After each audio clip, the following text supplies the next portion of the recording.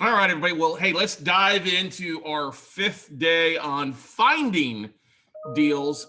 This is a tactic that I've used a lot. I used this tactic very early on in my note investing career. And actually, I'm going to give you a double bonus tonight on the commercial side. I know that a lot of people are looking for commercial notes. I believe commercial notes, and actually, are already starting to see this, not just believe it, I know it, that we're already going to see a lot of commercial debt hitting the market. So now I'm going to go through just one way of finding notes, a Scotsman guide. I'm going to give you a bonus second way of finding commercial notes. But anyway, as a note broker, a mortgage banker, a mortgage broker back in the days, there's a tool that we used called Scotsman Guide. Now it's not named after me. It's Scott with one T, but scotsmanguide.com. I encourage you all to go there and check it out. And what used to be, I used to kind of call this the ESPN mag of mortgage lending. Now, if you don't know what I'm talking about, ESPN the magazine is this huge, like 18 by 18 magazine. I mean, it's ridiculously, it's about 2 times bigger than your normal magazine. Well, Scotsman Guide was a lot like that. It was literally like a Yellow Pages Rolodex for us every month to see what kind of interesting lending programs are out there. It's put on by in the mortgage industry.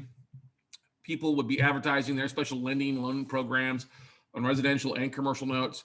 I think it's a great source for finding commercial notes because you're able to find lenders and programs for new types of loans, specific asset classes, things like that. Now, what's great is a couple years ago, they went to a free online version for both the residential and commercial side. And tonight, we'll talk about how to using the commercial side. I don't think you want to really use it for residential stuff, but you can. It does come in handy, and we have used this multiple times before for finding note deals from lenders who are still providing funding on a variety of asset classes, okay?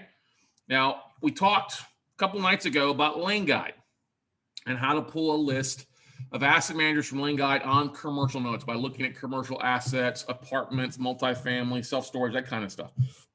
It's going to be very kind of similar to what we do tonight with Scotsman Guide, okay? Now, what I like to do when I'm looking for specific asset classes, or I have an investor or a buddy of mine, like, hey, I'm trying to track down how do I find these types of deals. You always want to go after those lenders that are originating loans in today's market, okay? Now, you can also use it to find out lenders who are providing warehouse lines. This is coming really handy for finding mortgage bankers in your local communities that have a warehouse line with a larger bank, especially right now. If they've originated some loans, they probably have some stuff on their books they're looking to get rid of. I used to use it before for non-prime lenders or subprime lenders, but the non-prime side, the Scotsman Guide, when there used to be 58 to 100 plus here, that's gone away. It's no longer part of a Scotsman Guide now. They just took it off. Not like it became its own thing, but as the market changed and the market tightened up a little bit here, they went away. And it's pretty easy to use. It's pretty self-explanatory that we'll dive into and show you how to do it in a second, okay? Now, if you're looking at, it's really when you go to the commercial side of this, it's going to ask you for prime commercial and apartments. What I like to recommend, because apartments are obviously the hottest thing out there, is you want to run some lending scenarios with your typical numbers in the state that you're looking to buy. So I would run a search like, hey, average apartment complex purchased in the last 12 or 24 months to get a ballpark number for it. Now, this will give you an idea who is still lending, and most of these are going to be portfolio lenders that have some of these types of lending or these types of loans on their books still, okay? It'll give you a list, and it won't be the hugest list. Some will be bigger than others, but I like to contact the different lenders provided, either reaching out to them and asking for their wholesale desk or asking for their portfolio manager or their special assets manager, all right? Very similar script to what we talked about last night and beforehand, okay? Now, before I dive into the bonus lesson, I want to show you kind of what I'm talking about here. So I actually pulled this up already because I just messed around with it a few minutes ago. So we go over to, here we go, Scotsman Guide. And let me just start at the beginning. So go to scotsmanguide.com. There you go. And you look at residential, commercial, mortgage banking. We're going to click on commercial.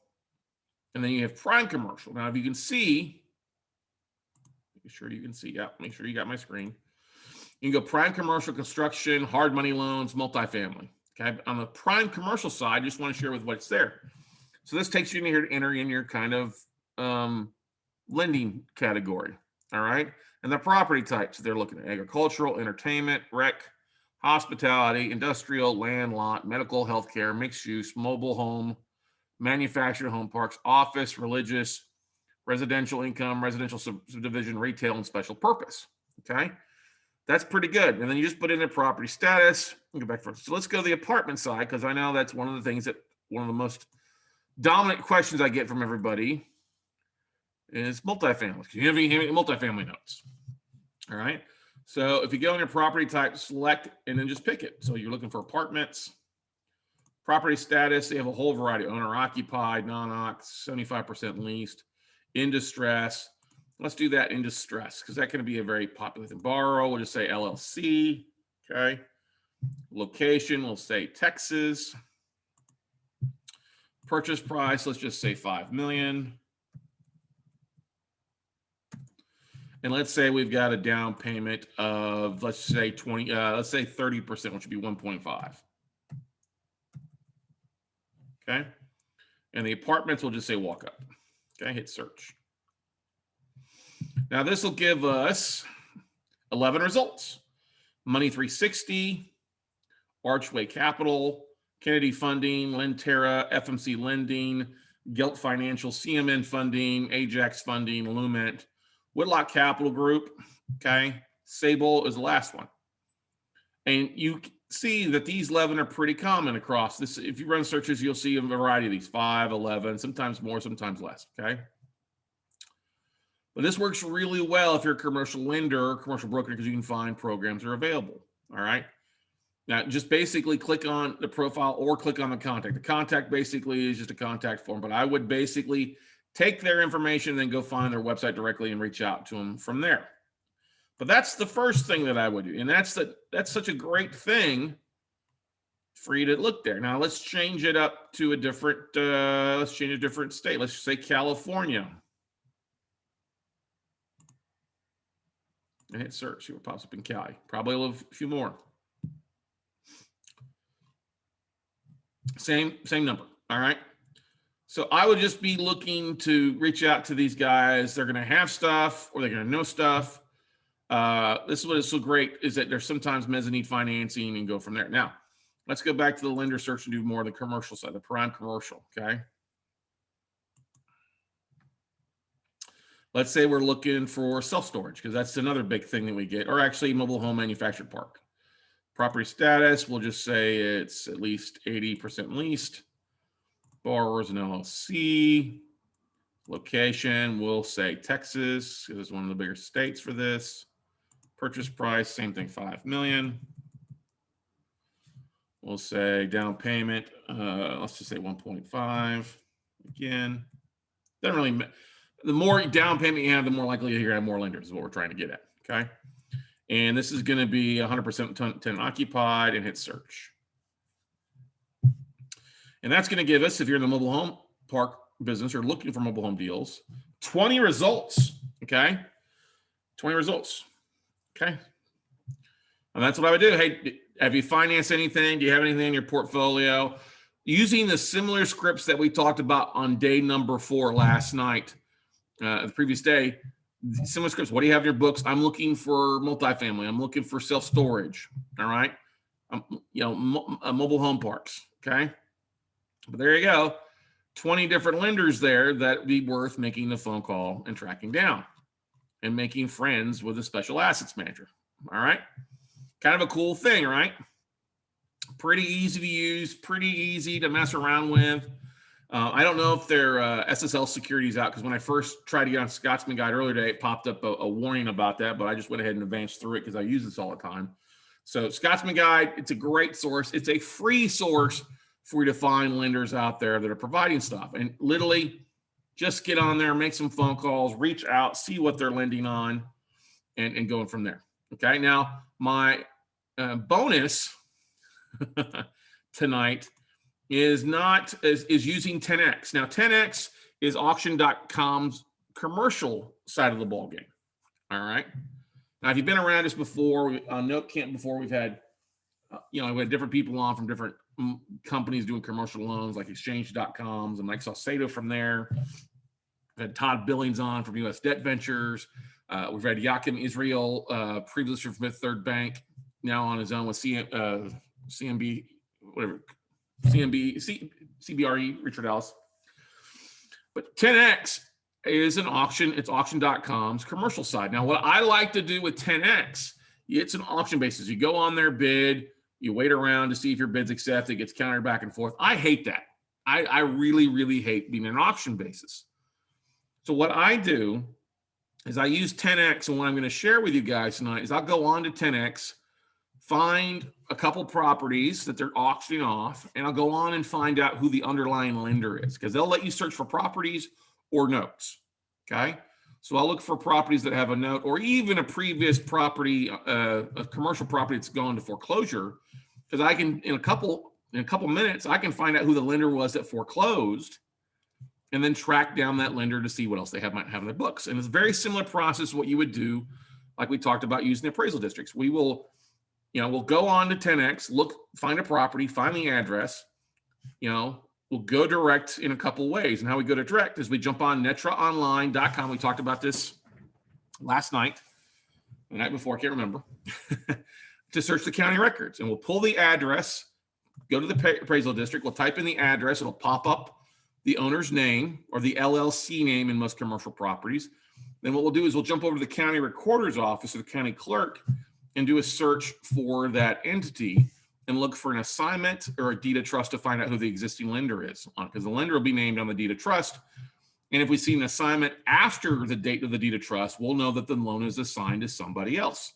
And then what we'll do is go direct straight to that bank, straight to that lender to see what else they might have. Because if they got one distressed commercial asset, they're going to have more, okay?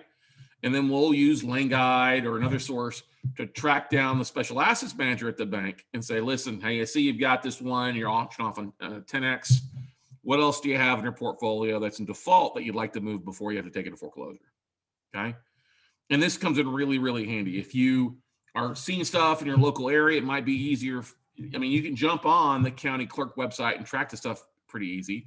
You could also reach out to your title company and have them take a look and pull some stuff too if you don't know how to read county records.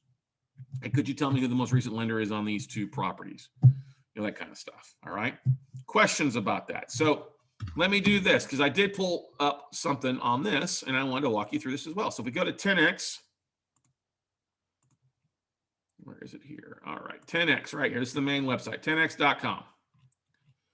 And I look for multifamily on all properties and notes. It doesn't really matter. And I just scroll down until I find, you see that multifamily stuff here, Chestnut Crossing, Syracuse, New York, Columbia Heights, Minnesota, Baton Rouge condo portfolio. This one's in Wichita Street. This is the one I look for because this is in Texas, Stone Ridge Apartments, okay? Starting is 2.2. It's in Wichita Falls, Texas, 504 Kemp Boulevard. Okay. Went over Netra Online here. Okay. Make sure I'm sharing my screen with you guys. Yes, I am. Okay. And I go to the data online and I just typed in 504 Kemp Avenue.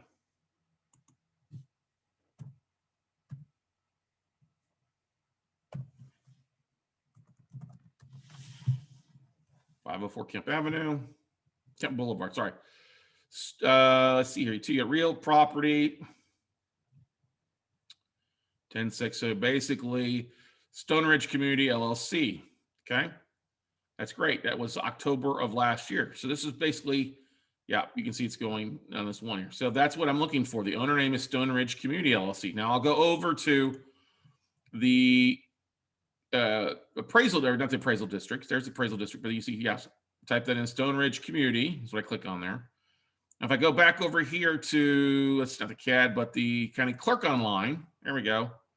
I had to pay it, I had to get logged into here. Oh, it's logged me out. All right, so let me see if I remember my login from earlier today.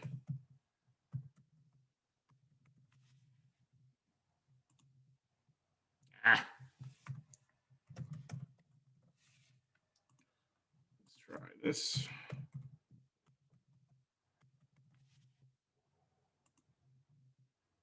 It's not letting me in. Okay. Anyway, I was able to check on the county records. All right. The county records to literally pull and see who the lender is, and found out that the lender is a trust. And I actually was able just to do a copy paste over that trust, Wilmington Trust, I think, or Wilson Trust, I can't remember. Anyway, and I found their contact information. And I know that they've lender on this one. I also looked in a couple other, found that they're obviously a real estate investor like you and me, guys.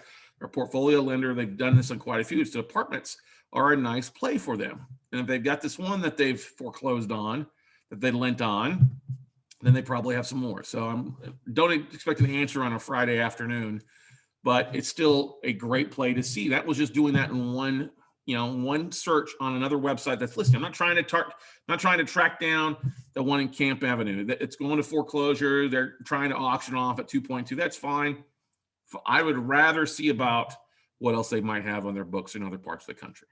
Okay, does that make sense for that? If you're looking for commercial deals, ladies and gentlemen, that's one of the easiest things to look at. Look who's already got commercial distressed debt, who's already auctioning stuff off, and then go to them directly.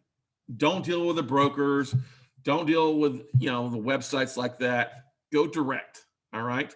And the beautiful thing is, if they don't sell that at what they're looking for, I may very well be able to pick that up as an REO if they don't get it sold at what they're looking for at the auction, because you're making that warm introduction. This is ways that we've found a variety of different assets over the years, different lenders from doing this. When we find something we're looking at and we use that asset that they're foreclosing on or foreclosed on to get into the back door with them, it's a really, really cool tactic to do. Questions, comments from you guys here on the finding side here of day 5 for you. And look at any website. You got auction.com. You can do something on auction.com, 10x, exchange.loans. Anybody that's got like a commercial list, you could look at DebtX if you wanted to, or Mission Capital. But most of those companies, lenders that are on there, are big time, and they're not really moving stuff. They're already set up with DebtX. So I like going to 10x and exchange.loans to look at those guys, because those companies aren't set up with those bigger firms, and it leads to a lot of opportunities for you. And it's the same thing. If you look at your foreclosure proceedings in your market, or you see a hotel or a vacant commercial property in your neck of the woods, you know the address, go to the county appraisal district, look who the lender is, reach out to the lender and see if they'd be willing to play ball. This is going to be one of the most effective ways to find commercial notes in your backyard, just like we did. Okay.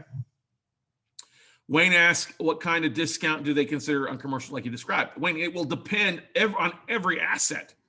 Every asset's going to be different on where it's at. And that's part of what finding out. If it's operating, if it's vacant, is it closed? You're going to have to do your research. And this is why commercial notes, they're a big boy game, and you got to know what's going on in the asset class. If you like self-storage, guess what? You need to understand self-storage if you're going to buy self-storage notes. If you're going to buy multifamily notes, you got to understand multifamily to read the numbers, to be able to dictate what kind of discount you should ask for. The biggest mistake I see people make is like, hey, I got a commercial note. I'm like, okay, what's the price point? Do they have financials? Because it's such a more of a financial cap rate driven system on commercial notes versus residential. Residential notes, the rents, the payments. There you go, no comps. But in commercial, it's driven by cap rate. So you got to know rents, you got to know what's going on in the market, and really know what's going on with that individual asset class. Just because you get a commercial note doesn't mean it's a deal if they want full value or overpriced for it. Okay. So that's a longer answer to your question, but I get it all the time. Hey, I got a commercial note. Okay. What's the numbers? What kind of pricing do they want? Is it occupied? Is there tenants in place, paying rent? That kind of stuff. There's a lot more goes to commercial notes versus just find them, but find them is the first step. And then what I would do is align yourself with a team or somebody who's working. Like I've got a buddy of mine who does a lot with multifamily. I got quite a few buddies. Everybody's got a buddy doing multifamily, but I got a good buddy who does parking garages and mobile home parks. So anytime I come across one, I can get that information and then I run it by him and we can partner up on those deals if it makes sense. If it doesn't make sense, then we move on, but I don't have to waste my time trying to find out what makes sense. I get pricing, try to get as much financials as I can to put a package together, and then we explore it and go from there. The thing about commercial notes is that they take a lot longer time frame to work through. You're not going to close on a commercial note in a week, right? It's more of a process, and you got to know what to ask. You got to know what to look for. But the first thing is finding it, and then let's talk about what type of asset class it is, okay? If it's vacant and empty, okay, what can you do with it? Like I saw on 10X, there's some closed medical office or medical storage. First thing I do is make sure Okay, why are they closed? Did they burn down in California? Are they closed because of COVID? What's the situation behind the asset? And you need to do some due diligence on it. I pulled that up on Wichita because it looked like an operating apartment complex. Okay. David asked a question. Did you say that if you couldn't get a note from the lender that you'd then possibly get an REO from them? Yeah, in some cases, when you're reaching out to try to buy the note, the bank may already be so far along in the foreclosure process, they may not want to do it. They may want to just go ahead and try to sell it as an REO. And then if they don't sell it as an REO, you're first in line if you still want to buy that asset, you're first in line to buy that as an REO. Make sense, David?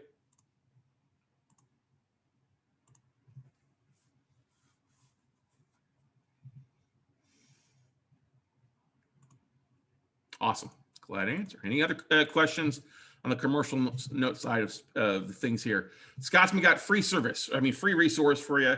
The other websites, like I said, it didn't cost me anything to register in Wichita County. I just forgot my password. Most of the counties aren't going to require you to pay anything to register. So like Wayne County and some of the others out there that allow for you to search by the name of the borrower is really nice. If it doesn't allow you to search, you may have to be there in person, like doing California, or you may need to find a good title company there locally that can help you do the search and say, hey, can you help me track down who the owner of this address is and who the existing lender is? Maybe pay a small fee, but a couple bucks is still better than not having access. Okay.